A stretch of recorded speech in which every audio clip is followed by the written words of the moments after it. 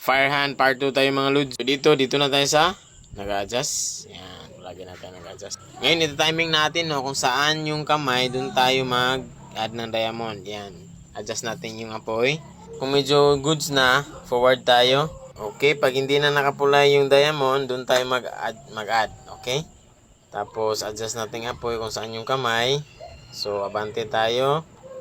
Kung naka-maintain lang siya, no? Kung hindi naman, add tayo ng diamond. Lagay na naman natin sa kamay niya. Yan. Ganyan lang guys, no? Maintain lang. Kung saan yung kamay niya, doon natin ilagay yung... Ang ingay naman ito si Scarlett. Oh. Yan lang guys, no? Maintain lang natin yan. Add tayo ng diamond. Tapos kung saan yung kamay, doon natin ilagay yung apoy. Yan. Adjust naman tayo. Lagay ng diamond. Adjust natin.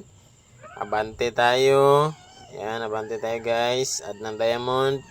I-adjust natin yung apoy. Yan. Okay. Adjust na tapos last. Okay. May last pa pala.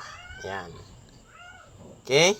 So pag medyo goods na, tap natin yan. Tapos tap natin ulit yan. I-split natin yan. I-delete natin yung sobra. Tapos export na. Okay. Play natin. Galing. Parang Idol talaga kita. like and follow naman kung Boss nakatulong ang video na to. Maraming salamat. Richard TV.